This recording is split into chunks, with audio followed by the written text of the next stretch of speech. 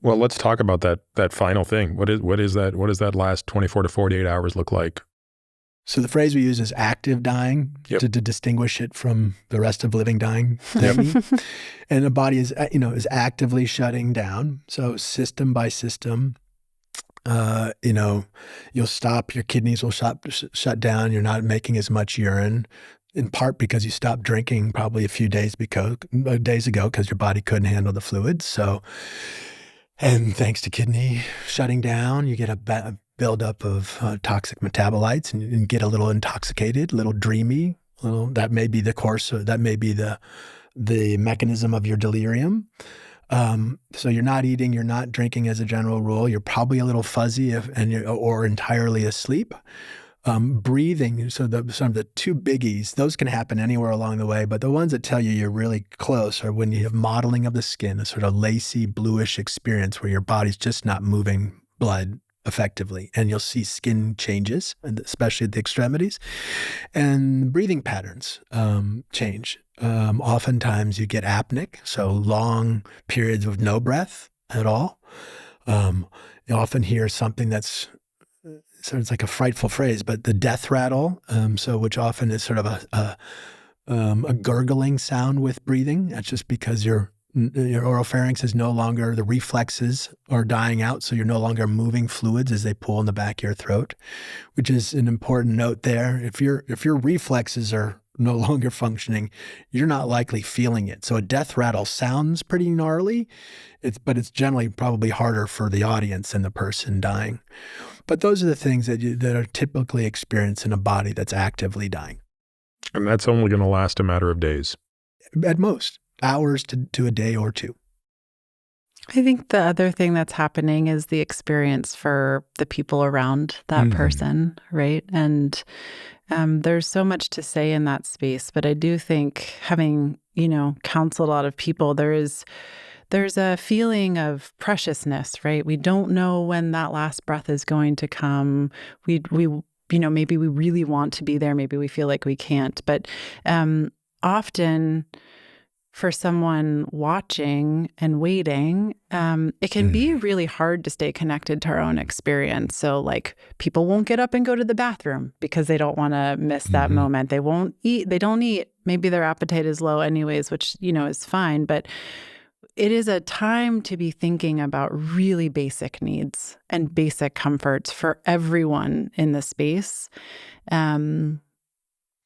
because that influences the space and the environment for all. And most people feel like this is the dying person's experience. This is like all of the focus is there. We're watching every respiration. We're even matching their breathing. We're creating anxiety in our own bodies because of that.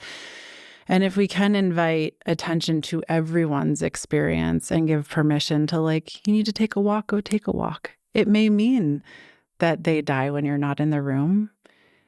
And maybe that's okay. Maybe they die in the 1 minute you're going to the bathroom for the first time in 6 hours. It may just be that way. That's a really, really important point. Sort of like once you understand delirium and so you can contextualize what you're hearing from a loved one, that point Bridget is pointing to is such an important one. A lot of loving families keep these vigils and don't sleep, don't do anything so that they can be there for the death, thinking that that's the highest high. That's what it means to be there when someone dies, is in that exact moment when they take their llast breath. And so to Bridget's point, this is a lived experience for everyone. So you got to keep doing, you have to sleep, yes. And I don't think any of us could tell you why this is, but it is just a thing. You talk to anyone who worked in hospice for a while, it seems to be that a lot of people need to be alone for their final moments on the planet to really let go. And so it's almost, I can't tell you why, but it is a thing. So you going to the bathroom or taking a walk or stepping out of the room may be exactly the thing that person needs to finally let go.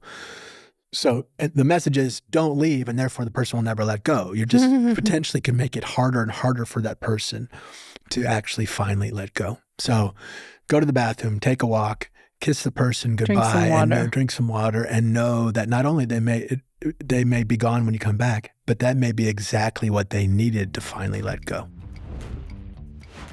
I'm Peter Attia. This podcast relies exclusively on premium subscribers for support, which allows us to provide all our content without taking a single penny from advertisers. I believe this keeps my content honest, making it a trusted resource for listeners like you. As a premium member, you'll get immediate access to our entire back catalog of AMA episodes and all future AMA episodes. You'll get longevity-focused premium articles packed with actionable insights. You'll get unrivaled show notes for each and every episode of The Drive, every topic, every study, every resource from each episode carefully curated for you. You'll get quarterly podcast summaries where you'll learn my biggest personal takeaways from the previous 90 days of expert guest episodes and much more. This journey doesn't have to be navigated alone. We can take these steps towards a better, longer life together.